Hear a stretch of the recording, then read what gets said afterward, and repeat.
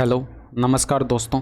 पिछले वीडियो में हमने एसएससी सीएचएसएल 2022 प्री के मैथ्स के प्रैक्टिस सेट फर्स्ट के क्वेश्चन सोल्व कर लिए थे। आज के इस वीडियो में हम प्रैक्टिस सेट 2 को डिस्कस करेंगे और ये आपका एग्ज़ाम 9 मार्च 2023 को शिफ्ट 2 के अंदर हुआ था। ठीक है, तो चलिए फटाफट से क्वेश्चन नंबर फर्स्ट से शुरू करते हैं।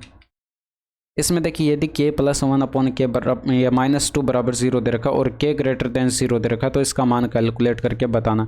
तो देखिए अगर इसको सोल्व करके लिखें आप तो k + 1/k बराबर आप 2 लिख सकते हैं और यहाँ पर देखिए k बराबर 1 रखेंगे अगर तो ये बराबर 2 आ जाएगा। तो यहाँ पर भी क्या कर दीजिए k बराबर 1 रख दीजिए, यानी कि यहाँ पर 1 हो जाएगा प्लस यहाँ पर 1/1 यानी कि ये भी 1 हो जाएगा। तो बराबर 2 आपके प्रश्न का सही जवाब हो जाएगा। ठीक है, नेक्स्ट देखिए।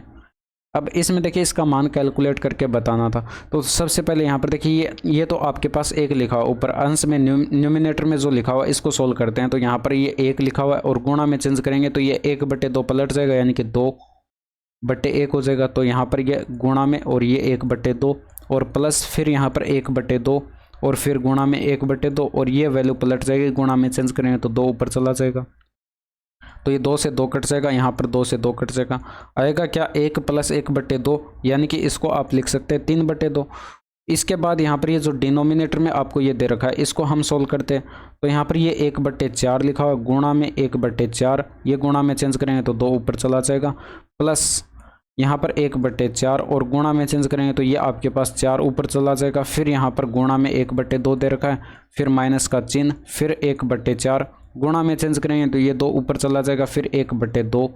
अब यहाँ पर देखिए आपके पास ये 2 से तो 2 कट जाएगा, यहाँ पर ये 4 से 4 कट जाएगा और ये 2 से यहाँ पर ये 2 बार कटेगा। तो आएगा क्या 1/8 आया, प्लस यहाँ पर 1/2 और माइनस के अंदर यहाँ पर 1/4। सोल्व करेंगे तो यहाँ पर ये क्या आ जाएगा, यहाँ पर बट्टे में 8 आ जाएगा और यहाँ पर 1 प्लस यहाँ पर ये 4 और ये माइनस का 2 हो जाएगा, यानी कि आपके पास अंश में आ जाएगा यहाँ पर 3 और बट्टे 8। अब यहाँ पर ये न्यूमिनेटर और डिनोमिनेटर आपने ये कैलकुलेट कर लिए हैं। अब इनको क्या कर दीजिए, डिवाइड कर दीजिए, यानी कि 3/2 और इसके बट्टे के बट्टे में करेंगे 3/8।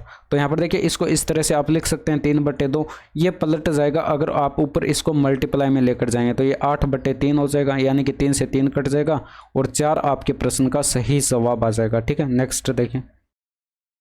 इसमें देखिए बराबर ये दे रखा है, इसका मान कैलकुलेट आपको करके बताना।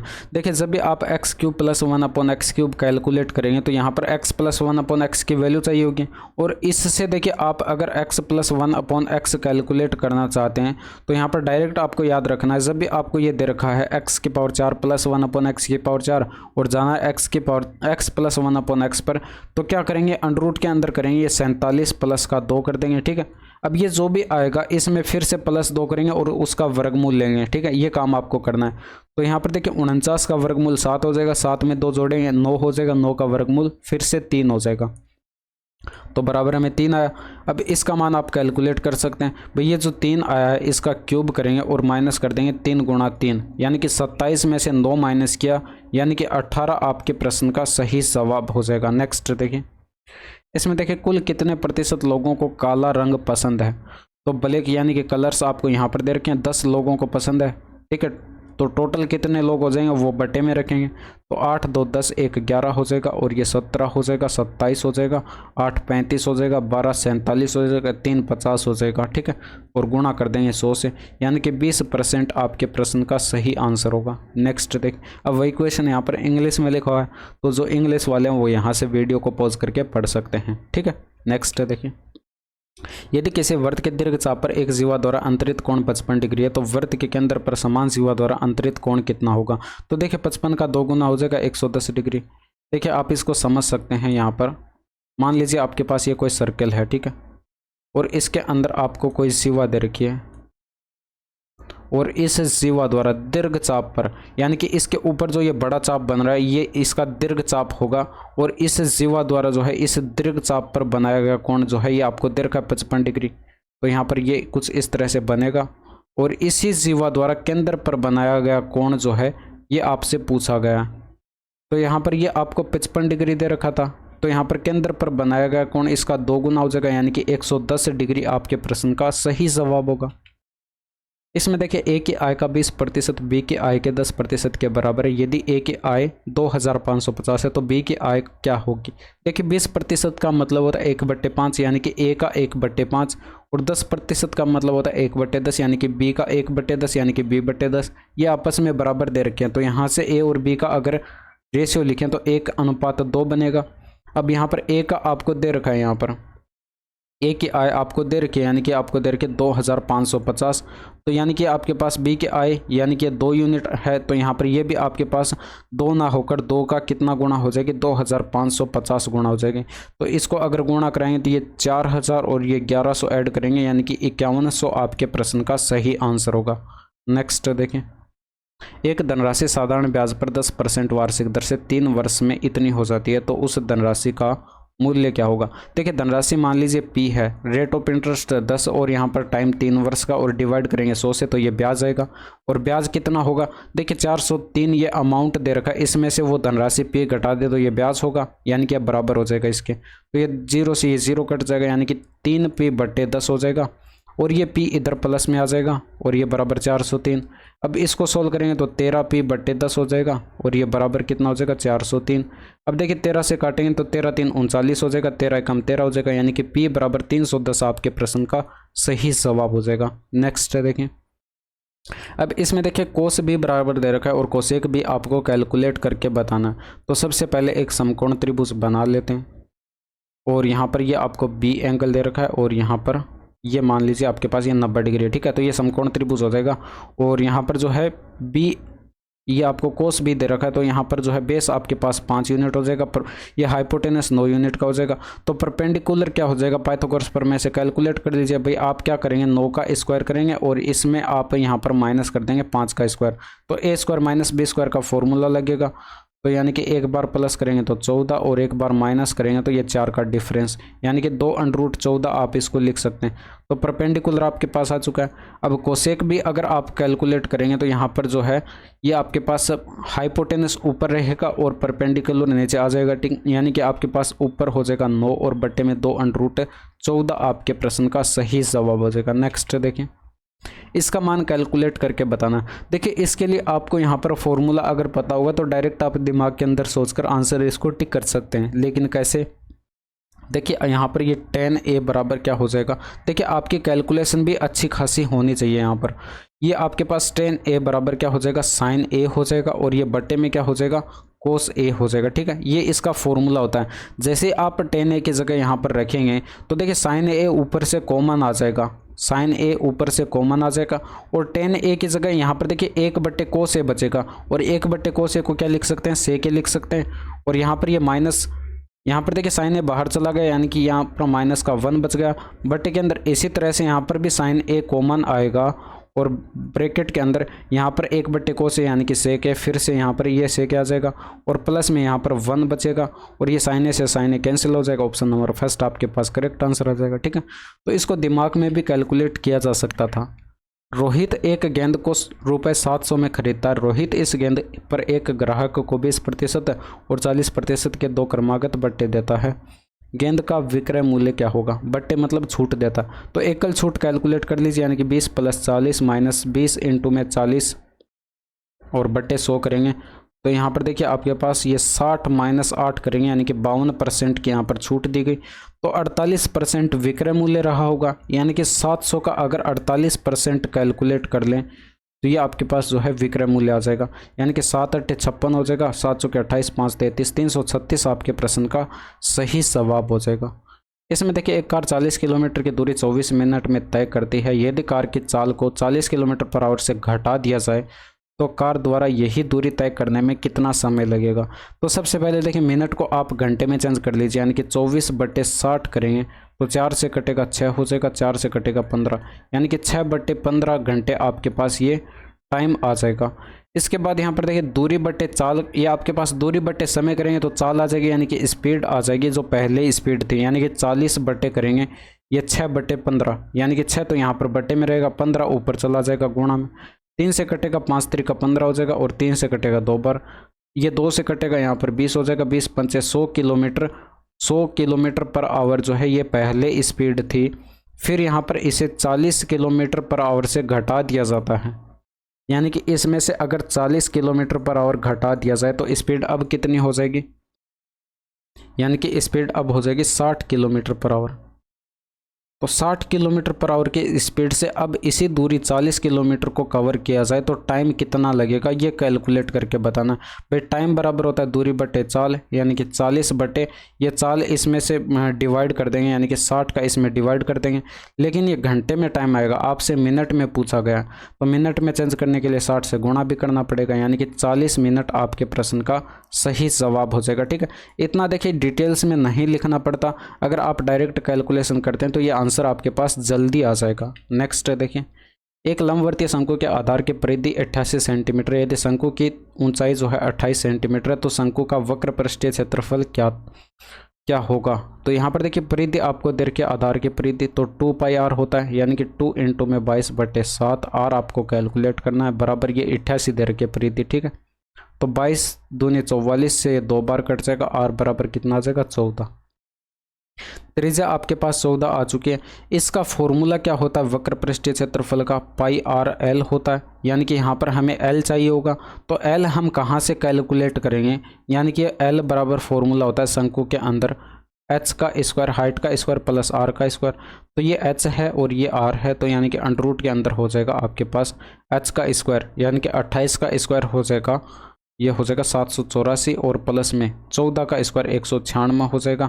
ऐड करेंगे तो अंडर रूट के अंदर क्या बनेगा, ये 0 और 17 और 1 18 का 8 हो जाएगा, हासिल 1 आएगी, और ये 7 1 8 1 9 हो जाएगा। ठीक है, अब ये देखिए 5 से डिवाइड दिखाई पड़ रहा है, तो 5 का इसमें भाग लगाएंगे, यानी कि 5 इंटू में इसको लिख सकते हैं 5 एकम 5, 9 पंचे 45, फिर यहाँ पर हो जाएगा 5 छके 30।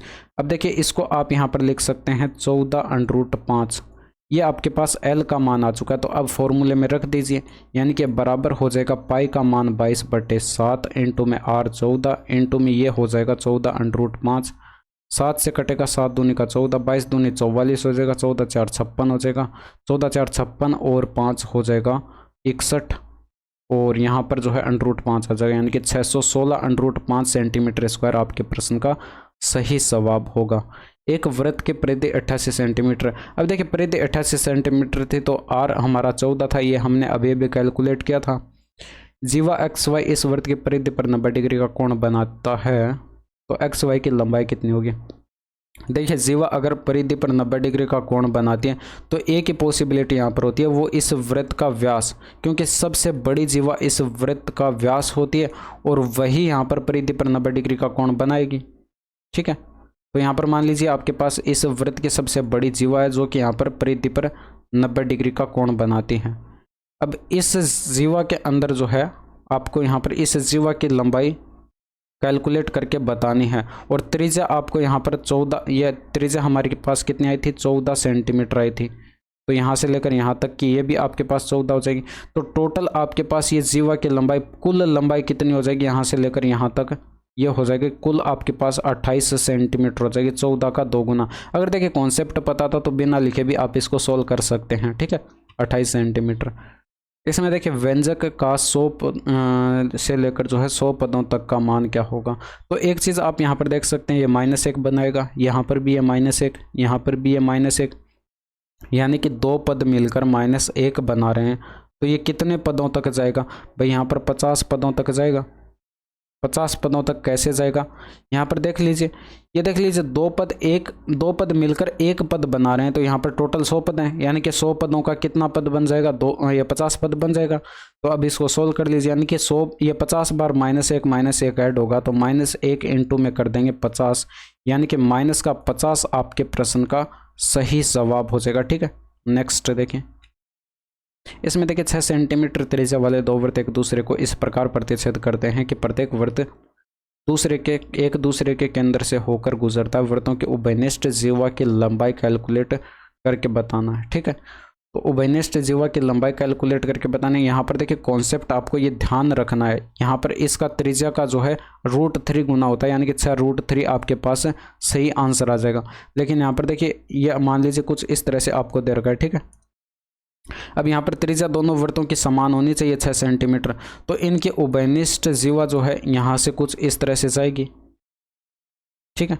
अब इसके लंबाई का फॉर्मूला आपको ये डायरेक्ट ध्यान रखना है, त्रिज्या का क्या होता है, √3 गुना होता है। हालांकि इसको बेसिक से भी कैलकुलेट कर सकते हैं, लेकिन आपको यहाँ पर डायरेक्ट ध्यान रखना है। 6√3 आपके प्रश्न का सही आंसर हो जाएगा। ठीक है। इसके बाद यहाँ पर इसमें देखिए, एक सोसाइटी के 120 सदस्यों की औसत आयु ये है और 30 नए सदस्यों को शामिल करने पर औसत आयु 58.2 वर्ष हो जाती है। तो नए शामिल हुए सदस्यों की औसत आयु कितनी होगी?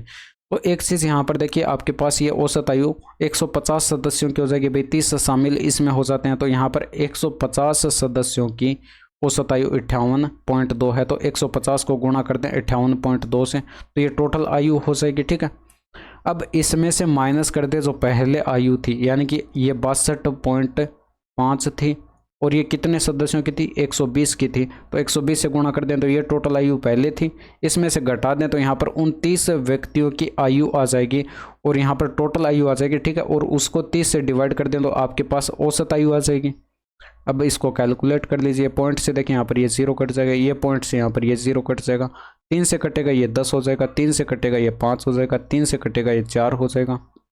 ऊपर गुणा कर देते हैं, 5 दूनी का 10 हो जाएगा और फिर यहाँ पर 5 8 40 1 41 और यहाँ पर ये 29 हो जाएगा और माइनस के अंदर ये 500 के 20 हो जाएगा और ये 10 का 0 और फिर यहाँ पर 600 के 24 1 25 हो जाएगा और डिवाइड कर देंगे 10 से। देखिए 10 कॉमन लेकर ये भी काट दीजिए। 291 से 250 घटाएंगे यानी कि 41 उनकी औसत आयु आपके पास आ जाएगी। नेक्स्ट देखिए, इसमें देखिए ट्रायंगल एसटीयू में एक्स और वाई क्रम से भुजाओं एसटी और एसयू पर स्थित बिंदु हैं एक्स वाई टीयू के समांतर। यदि एस एक्स का रेशियो जो है एक्स टी के साथ 2:5 है और यू वाई बराबर 20 सेंटीमीटर है, तो एस यू का मान क्या होगा? तो यहाँ पर देखिए, सबसे पहले एक क्या करते हैं, समकोण त्रिभुज बना लेते हैं। ये सॉरी, समकोण त्रिभुज क्या, यहाँ पर ये आपको त्रिभुज दे रखा है एस टी यू। ठीक है। एस टी यू त्रिभुज दे रखा है, इसमें एस टी भुजा पर एक बिंदु दे रखा है एक्स और यहाँ पर जो है एस यू भुजा पर आपको एक बिंदु दे रखा है वाई। और जब आप इनको मिलाते हैं तो ये एक्स वाई रेखा जो है ये टी यू के आपको समांतर दे रही है। और एक थ्योरम होती है कि जब भी हम किसी त्रिभुज की एक भुजा के समांतर कोई रेखा खींचते हैं तो वह अन्य दो भुजाओं को समान अनुपात में बांटती है। तो यहाँ पर देखिए एस एक्स आपके पास 2 यूनिट है, यानी कि तो 2 यूनिट दे रखा है। एक्स टी जो है ये 5 यूनिट है, यानी कि 2:5 हो जाएगा। अब यहाँ पर ये भी आपके पास 2:5 हो जाएगा क्योंकि समान अनुपात में ये बांटती है। अब यहाँ पर टोटल एस यू की लंबाई आपसे पूछी गई है, तो टोटल एस यू कितनी हो जाएगी, ये 7 यूनिट हो जाएगी। और इसके अलावा यहाँ पर देखिए क्वेश्चन में आपको इसका मान दे रखा है भाई यू वाई बराबर आपको दे रखा है, इस 5 यूनिट का मान दे रखा है 20 सेंटीमीटर। ठीक है। तो इसका 4 गुना दे रखा है, तो ये भी आपके पास 7 यूनिट ना होकर 7 का 4 गुना हो जाएगी, यानी कि 28 सेंटीमीटर ये एस यू पूरी भुजा आपके पास आ जाएगी। ऑप्शन नंबर 2 आपके प्रश्न का सही जवाब होगा। इसमें देखिए निम्नलिखित में से कौन सा कथन सही है? तो जो इंग्लिश वाले हैं वो पहले वीडियो को पॉज करके इसे पढ़ सकते हैं। इसके बाद यहाँ पर देखिए, इसमें आपको कथन फर्स्ट दे रखा है, इसमें स्टेटमेंट फर्स्ट दे रखा है, कंपनी एल और एम द्वारा की गई बाइकों की कुल बिक्री। तो एल और एम द्वारा की गई बाइकों की कुल बिक्री, बाइक का आपको ये दे रखा है, यानी कि 500 और ये 450, यानी कि 950 हो जाएगा। ये स्टेटमेंट फर्स्ट की बात हो रही है। ठीक है। 950 हो जाएगा। और ये जो है यहाँ पर पी और क्यू द्वारा की गई कारों की कुल बिक्री, तो कार का ये है और पी और क्यू का यहाँ पर है, ये 700 और ये 800, ये सॉरी यहाँ पर ये आप इनका ऐड करेंगे कारों का, तो ये 900 और 800 यानी कि 1700 का कितना प्रतिशत है, ये कैलकुलेट करना है। तो यहाँ पर देखिए 20 से 20 कट जाएंगे, 17 पंचे 85, पहली बार भाग यहाँ पर 5 बार गया और यहाँ पर 4 दे रखा है। आगे क्या आएगा हमें ज़्यादा कुछ यहाँ पर मतलब नहीं है, यानी कि स्टेटमेंट फर्स्ट आपका इनकरेक्ट हो चुका है। इसके बाद स्टेटमेंट सेकंड की बात करें तो यहाँ पर जो है ये आपको दे रखा बाइकों की कुल बिक्री, तो बाइकों की कुल बिक्री इन सभी का टोटल करेंगे भाई, ये 950 हो जाएगा, 1600 और ये 700 ऐड करेंगे तो ये 2300 और ये 800, यानी कि 3100 आपके पास ये टोटल हो जाएगा। 3100 आपके पास यहाँ पर ये बाइकों की कुल बिक्री हो जाएगी।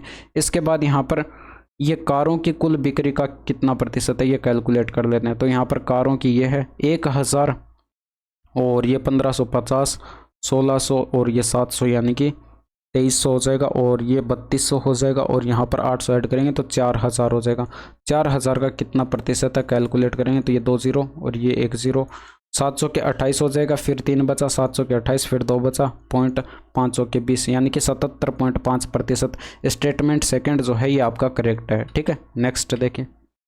इसमें देखिए यहाँ पर L2 माइनस L1 का मान कैलकुलेट करना है। L2 यहाँ पर सभी वर्षों में के द्वारा कार का कुल उत्पादन, तो L2 यहाँ पर कैलकुलेट कर लेते हैं। कार का कुल उत्पादन भाई 110 हो जाएगा, 230 हो जाएगा, 330 और 70, यानी कि ये 400 आपके पास L2 आ जाएगा। L1 यहाँ पर सभी वर्षों में जे द्वारा कार का कुल उत्पादन, तो यहाँ पर कर लेते हैं, ये 200 हो जाएगा और ये 240, 270, 290 हो जाएगा।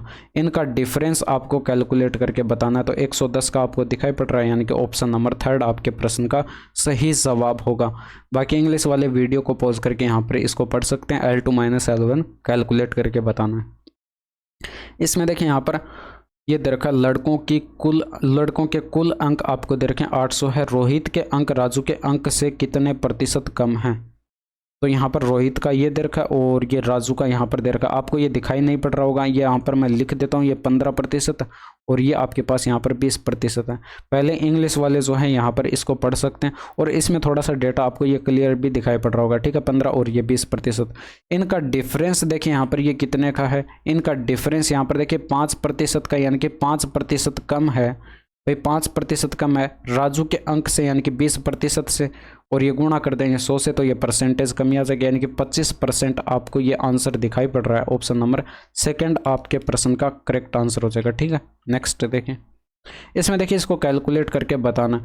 तो सबसे पहले क्या करेंगे, अंडर के अंदर हम क्या कर देंगे, प्रमेयकरण कर देंगे, यानी कि आपके पास 1 माइनस साइन ए जो लिखा हुआ है और ये बट्टे में 1 प्लस साइन ए लिखा हुआ है। हम क्या करेंगे, इसको ऊपर नीचे जो है चिन्ह चेंज करके गुणा कर देंगे, यानी कि इसको ऊपर कर देंगे 1 माइनस साइन ए से और बटे में यहाँ पर 1 माइनस साइन ए से, इसको फिर से गुणा करेंगे। अब यहाँ पर देखिए ऊपर आपके पास 1 माइनस साइन ए का होल स्क्वायर बनेगा, वर्गमूल लेंगे तो 1 माइनस साइन ए आ जाएगा और बटे में जो है ए प्लस बी, ए माइनस बी का फॉर्मूला लग रहा है, यानी कि ए स्क्वायर माइनस बी स्क्वायर हो जाएगा और 1 माइनस साइन स्क्वायर ए हो जाएगा। तो यहाँ पर 1 माइनस साइन स्क्वायर ए को क्या लिख सकते हैं, कोस स्क्वायर ए लिख सकते हैं। और कोस स्क्वायर ए का अगर हम वर्गमूल लेंगे तो ये आपके पास यहाँ पर क्या हो जाएगा, कोस ए हो जाएगा।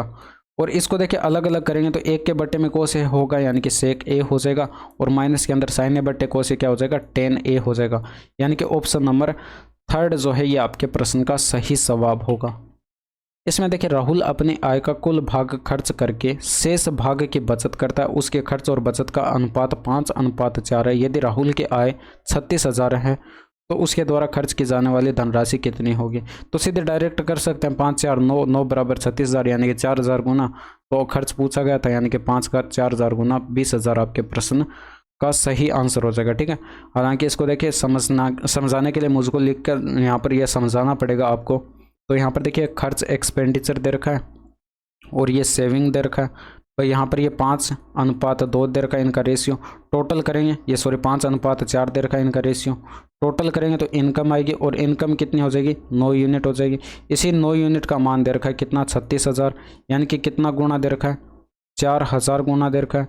तो यहाँ पर एक्सपेंडिचर का पूछा गया था, यानी कि ये भी आपके पास 5 ना होकर 5 का 4,000 गुना करेंगे, यानी कि 8,000 आपके प्रश्न का, ये 500 के 20,000 आपके प्रश्न का जो है ये सही जवाब हो जाएगा। ठीक है, नेक्स्ट देखें। इसमें देखें यहाँ पर 20 व्यक्तियों का औसत भार 60 किलो है। एक नया व्यक्ति समूह में शामिल हो जाता है और 21 व्यक्तियों का औसत भार 59 केजी हो जाता है।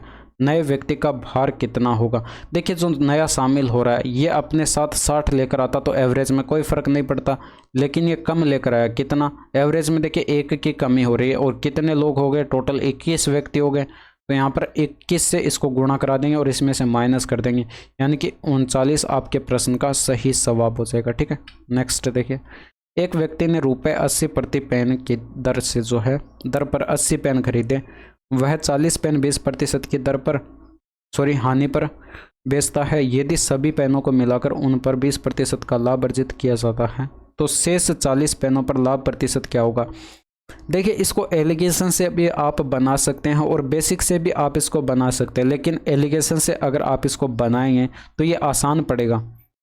भाई यहाँ पर 40 पेन हैं और यहाँ पर ये 40 पेन है। ठीक है, अब ये 40 पेन और 40 पेन यहाँ पर, ये 40 पेन मान लीजिए ये हानि पर बेचे गए, यानी कि 20% की हानि पर बेचे गए, और ये मान लीजिए यहाँ पर प्रॉफिट पर बेचे गए। तो हमें यहाँ पर पता नहीं है कि कितने के प्रॉफिट पर बेचे गए, ठीक है। तो यहाँ पर इसको ब्लैंक छोड़ दीजिए, और हमें ओवरऑल कितना करना है, यानी कि 80 पेनों पर यहाँ पर 20% का प्रॉफिट करना है, यानी कि 20% का प्रॉफिट करना है। तो हम क्या करते हैं, बड़ी वैल्यू में से छोटी वैल्यू को घटाते हैं। अब देखिए ये छोटी वैल्यू है, तो यानी कि आप इनका डिफरेंस करेंगे, तो यानी कि 20 में से माइनस करेंगे, -20 यानी कि 40% हो जाएगा, ठीक है। और यहाँ पर डिफरेंस करेंगे, देखिए यहाँ पर ये बड़ी वैल्यू होगी, ये इन दोनों के बीच में होता है, ठीक है। तो यहाँ पर ये बड़ी वैल्यू होगी, तो अगर इसमें से घटाएंगे तो यहाँ पर ये भी 40 होना चाहिए। कैसे, यहाँ पर देखिए अगर आप इनका रेशियो बनाएंगे तो ये 1:1 ही तो बनेगा इन पेनों का, ठीक है। 1 बराबर आपको ये 40 यूनिट दे रखा है, 40% दे रखा है, ठीक है। तो यहाँ पर इस 1 बराबर भी तो यहाँ पर 40% होगा, तो यानी कि यहाँ पर भी ये 40% आएगा। इसके लिए यहाँ पर जो है इसकी जगह कितना होना चाहिए भी, कितने में से घटाएं आपकी ये बराबर 40% आ जाए, यानी कि 60% यहाँ पर होना चाहिए। यही आपके प्रश्न का सही जवाब हो जाएगा। इस तरह से आप इसको कैलकुलेट कर सकते हैं। इसके अलावा यहाँ पर देखिए इसको बेसिक से भी बनाया जा सकता है, लेकिन वो थोड़ा मतलब इससे लेंथी पड़ेगा मेथड, ठीक है। नेक्स्ट देखिए, P और Q मिलकर किसी कार्य को 20 दिनों में पूरा कर सकते हैं। यदि Q अकेले उसी कार्य को 25 दिनों में पूरा कर सकता है, तो P अकेले उसी कार्य को कितने दिनों में पूरा कर सकता है। देखिए P और Q मिलकर कार्य करते हैं, और ये आपको दे रखा है 20 दिनों में, और यहाँ पर Q अकेले 25 दिनों में। तो इन दोनों का LCM लेंगे, यानी कि 100 हो जाएगा, यानी कि इन दोनों की एफिशिएंसी 5 यूनिट, इसकी एफिशिएंसी 4 यूनिट। अब आप यहाँ पर देख सकते हैं भाई Q की एफिशिएंसी 4 यूनिट, तो यहाँ पर जो है ये Q की एफिशिएंसी जो है 4 यूनिट, तो यहाँ पर जो है P की एफिशिएंसी क्या हो जाएगी, यहाँ पर इसकी 1 यूनिट हो जाएगी, तभी इन दोनों की मिलाकर जो है 5 यूनिट होगी, और ये टोटल काम आपके पास 100 यूनिट का है। तो पूछा गया P अकेले कितने दिनों में कर सकता है, भाई 100 यूनिट का काम करेगा, कितने की एफिशिएंसी से, 1 की एफिशिएंसी से। तो 1 का इसमें डिवाइड करेंगे, यानी कि 100 दिन आपके प्रश्न का सही जवाब हो जाएगा, ठीक है। तो ये थे आपके पूरे 25 के 25 क्वेश्चंस, और यहाँ तक की वीडियो कैसी लगी कमेंट करके ज़रूर बताइएगा। That's all for today, thank you, धन्यवाद, बाय बाय, टेक केयर।